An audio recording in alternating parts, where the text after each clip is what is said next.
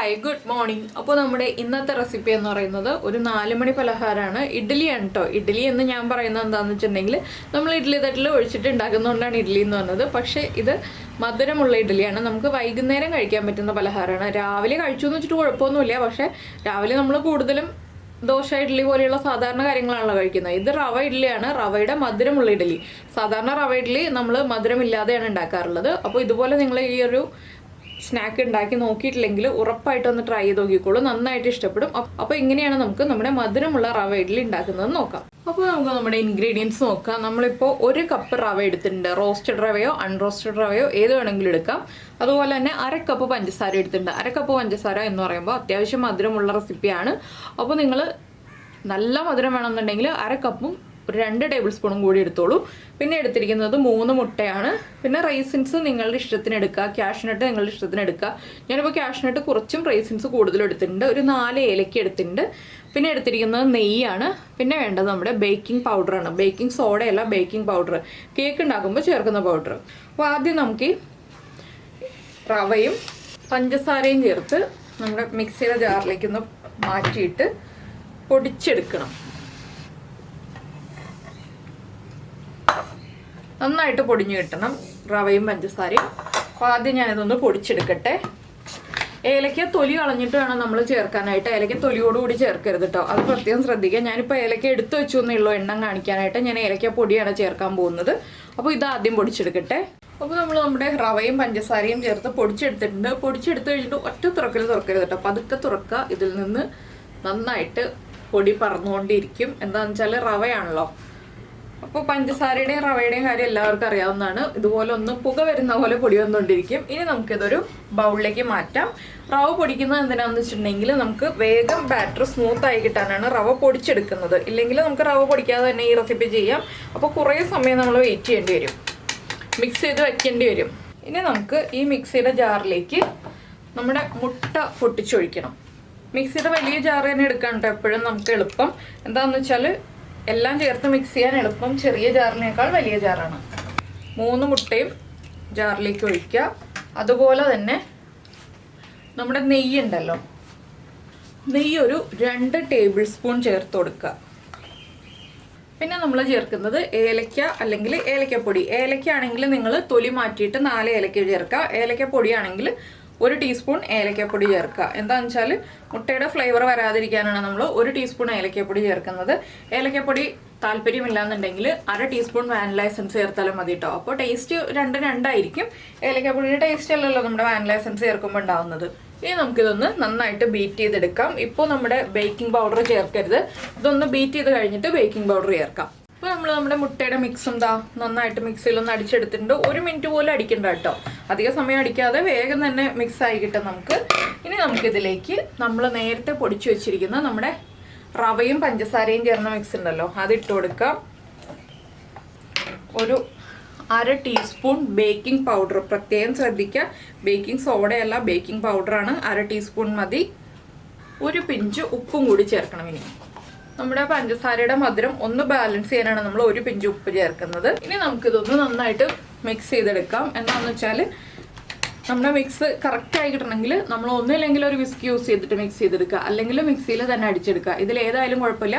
നമ്മളിപ്പോൾ മിക്സി എടുത്തതുകൊണ്ട് അതിൽ തന്നെ എല്ലാ കാര്യങ്ങളും കഴിയുമല്ലോ, വേറെ പാത്രങ്ങൾ ഉപയോഗിക്കേണ്ടല്ലോ എന്ന് വെച്ചിട്ടാണ് ഞാൻ ഇങ്ങനെ കാണിക്കുന്നത്. ഇപ്പോൾ നമ്മുടെ മിക്സ് ഞാൻ നന്നായിട്ട് അടിച്ചെടുത്തിട്ടുണ്ട്. ഇതിന് കോരി ഒഴിക്കുന്ന പാകത്തിലാണ് ഉള്ളത്. ഞാനിതൊരു പാത്രത്തിലേക്ക് മാറ്റി കാണിച്ചു തരാം. അപ്പോൾ എന്താണെന്ന് വെച്ചാൽ ഈ മിക്സിയുടെ ജാറിൽ നിന്ന് തന്നെ വേണമെന്നുണ്ടെങ്കിൽ നമുക്ക് കോരി ഒഴിക്കാം കേട്ടോ. ഞാനിപ്പോൾ നിങ്ങൾക്ക് കാണാൻ വേണ്ടി ഒരു പാത്രത്തിലേക്ക് മാറ്റുന്നു എന്നേ ഉള്ളൂ. ഇത് കണ്ടോ, ഇതുപോലെ കുറച്ച് കുറുകിയ രീതിയിലാണ് ഇരിക്കുക, നമ്മുടെ ഇഡ്ഡലി മാവിൻ്റെ പാകത്തിലാണ് ഇരിക്കുക. അപ്പോൾ ഈ ഒരു മിക്സിന് നമുക്ക് ഇവിടെ വയ്ക്കാം. റെസ്റ്റ് ചെയ്യാൻ വയ്ക്കാമല്ല, നമുക്ക് കാഷ്യൂനട്ടും റൈസിൻസ് ഒന്ന് ഫ്രൈ ചെയ്തെടുക്കണം. ആ സമയത്തേക്ക് മാത്രം ഒന്ന് മാറ്റി വയ്ക്കുകയാണ്. അപ്പോൾ നിങ്ങൾ ഇതിനിടയിൽ സമയം കിട്ടുകയാണെങ്കിൽ കാഷ്യൂനട്ടും റൈസിൻസും ഒന്ന് ഫ്രൈ ചെയ്ത് വെച്ചോളൂ. ഡാർക്ക് കളറായി പോവാതെ ശ്രദ്ധിക്കാമെന്ന് മാത്രമേ ഉള്ളൂ.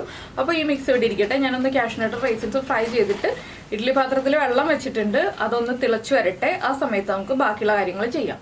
അപ്പോൾ നമ്മൾ നമ്മുടെ കാഷ്യൂനട്ടും റൈസിൻസും ഒക്കെ ഫ്രൈ ചെയ്ത് മാറ്റി. അതുപോലെ തന്നെ ഇഡ്ഡലി തട്ടിൽ ഓരോ കുഴിയിലും നെയ്യ് തടവി വെച്ചിട്ടുണ്ട്. നെയ്യ് തന്നെ തടവാട്ടോ, എണ്ണ തടവുന്നതിനേക്കാൾ നല്ലത് നെയ്യ് തടവാണ്. ഇനിയിപ്പോൾ നമ്മുടെ മിക്സ് ഉണ്ടല്ലോ, നമ്മൾ റെഡിയാക്കി വെച്ചിരിക്കുന്ന മിക്സ് തിക്കായി പോയിട്ടുണ്ടെങ്കിൽ 1-2 ടേബിൾ സ്പൂൺ അല്ലെങ്കിൽ 1/4 കപ്പ് പാല് ചേർത്ത് ലൂസാക്കി എടുക്കുക. കുറച്ച് വീതം ഒഴിച്ചു കൊടുക്കുക. ഞാൻ ഒരുപാട് ഒഴിക്കുന്നില്ല, കുറച്ച് വീതമാണ് ഒഴിക്കുന്നത്. എന്താണെന്ന് വെച്ചാൽ പൊങ്ങി വരുമല്ലോ, അതുകൊണ്ടാണ് നമ്മൾ കുറച്ച് വീതം ഒഴിച്ചു കൊടുക്കുന്നത്. ഇത് നന്നായിട്ട് ആവി വന്നതിന് ശേഷം മാത്രം ഇഡ്ഡലി തട്ട് വെച്ചിട്ട് നമ്മുടെ മാവ് ഒഴിച്ചു കൊടുക്കുക കേട്ടോ. എന്താണെന്ന് വെച്ചിട്ടുണ്ടെങ്കിൽ അല്ലെങ്കിൽ ഇഡ്ഡലി പാത്രത്തിൻ്റെ അടപ്പിൽ നിന്നുള്ള ആ ഒരു ആവി വെള്ളം ഇതിലേക്ക് വീഴും. അതുകൊണ്ടാണ് ഞാൻ ആവി വന്നതിന് ശേഷം മാത്രം ഒഴിക്കാമെന്ന് പറഞ്ഞത്. ഇഡ്ഡലി തട്ടിൽ ഒഴിക്കാൻ കറക്റ്റാണ് കേട്ടോ ഈ മാവ്. ഒരു തട്ട് ഇഡ്ഡലി വയ്ക്കുന്നുള്ളൂ. നിങ്ങൾ 2 തട്ട് വയ്ക്കുന്നുണ്ടെങ്കിൽ എന്താണ് ചെയ്യേണ്ടതെന്ന് വെച്ചിട്ടുണ്ടെങ്കിൽ ഒറ്റ പ്രാവശ്യമായിട്ട് കുക്ക് ചെയ്യരുത്. ഇതുപോലെ ഒരു തട്ട് വെച്ച് റെഡി ആയി കഴിഞ്ഞിട്ട് അടുത്ത തട്ട് വെച്ചിട്ട് കുക്ക് ചെയ്യുക. ഇനിയിപ്പോൾ നമുക്ക് അടച്ചു വയ്ക്കാം. എന്താണെന്ന് വെച്ചാൽ ഒന്ന് ഹാഫ് കുക്കായി വന്നതിന് ശേഷം വേണം നമ്മുടെ റൈസിൻസും കാഷ്നട്ടും ഒക്കെ വെച്ച് കൊടുക്കാനായിട്ട്. ഹൈ ഫ്ലെയിമിൽ തന്നെ വയ്ക്കുക. കാഷ്നട്ടും റൈസിൻസും വയ്ക്കുന്നില്ല എന്നുണ്ടെങ്കിൽ ഹൈ ഫ്ലെയിമിൽ ഒരു 5 മിനിറ്റ് വെച്ചിട്ട് പിന്നെ മീഡിയം ഫ്ലെയിമിൽ ഒരു 10 മിനിറ്റും കൂടെ വെച്ച് കുക്ക് ചെയ്തെടുക്കുക. എന്താണെന്ന് വെച്ചാൽ നമ്മുടെ കയ്യിലെല്ലാം കുക്കാവാത്ത കാര്യങ്ങളാണ് ഉള്ളത്. അപ്പോൾ നന്നായിട്ട് കുക്കായി വരാനായിട്ട് ഒരു 15 മിനിറ്റ് സമയം കൊടുക്കുക. കാഷ്നട്ടും റൈസിൻസും വയ്ക്കുന്നുണ്ടെങ്കിൽ ഒരു 3 മിനിറ്റ് കഴിയുമ്പോൾ 3 മിനിറ്റ് ഹൈ ഫ്ലെയിമിൽ വയ്ക്കുക. 3 മിനിറ്റ് കഴിയുമ്പോൾ നമുക്കെടുത്ത് മുകളിൽ വെച്ച് കൊടുത്തിട്ട് പിന്നെ അടച്ചു വയ്ക്കുക. പിന്നെ 2 മിനിറ്റും കൂടെ ഹൈ ഫ്ലെയിമിലും 10 മിനിറ്റ് ലോ ഫ്ലെയിമിലും അങ്ങനെ വെച്ചിട്ട് വേവിച്ചെടുക്കുക. അപ്പോൾ ഇതൊന്ന് ഒരു 3 മിനിറ്റ് ആവട്ടെ. ഞാൻ അപ്പോൾ ബാക്കിയുള്ള കാര്യങ്ങൾ പറയാം.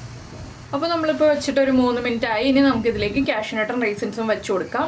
നമ്മുടെ ഇഡ്ഡലികളെല്ലാം പൊങ്ങി തുടങ്ങി. ഇനി ഞാൻ കാഷ്നട്ടും റൈസിൻസും ഒക്കെ വെച്ച് കൊടുക്കുകയാണ്. നിങ്ങൾക്ക് നിങ്ങളുടെ ഇഷ്ടത്തിനനുസരിച്ച് വെക്കാം കേട്ടോ. അതൊക്കെ നമ്മുടെ ചോയ്സാണ്. അപ്പോൾ നന്നായിട്ട് ആവി അടിക്കും, നിങ്ങൾ ശ്രദ്ധിച്ച് വെക്കുക. ഇനി നമുക്ക് റൈസിൻസ് വെച്ച് കൊടുക്കാം.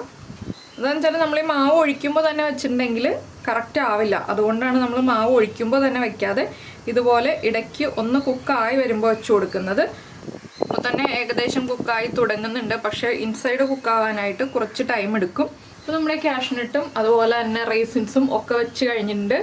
ഒരു ഫോർക്ക് യൂസ് ചെയ്തിട്ട് ഒന്ന് അഡ്ജസ്റ്റ് ചെയ്ത് വെക്കുകയാണെങ്കിൽ നിങ്ങൾക്ക് കുറച്ചുകൂടി ഈസി ആയിരിക്കും കൈ പൊള്ളാതിരിക്കാനായിട്ട്.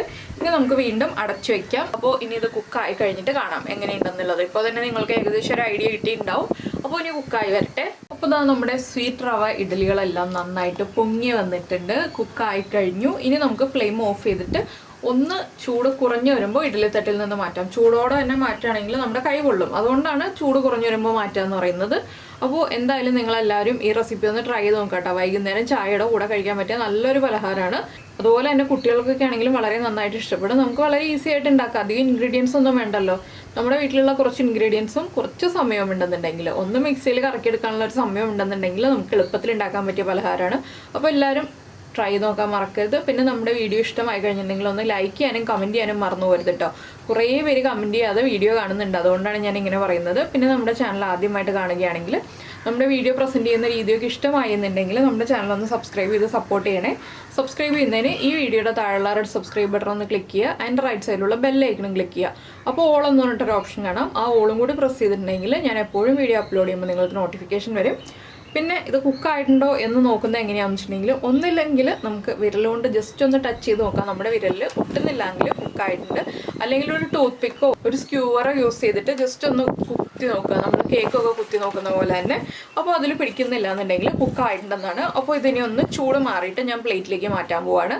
അപ്പോൾ എന്തായാലും നമുക്ക് നമ്മുടെ അടുത്ത റെസിപ്പിയുമായിട്ട് അടുത്ത ദിവസം വീണ്ടും കാണാം.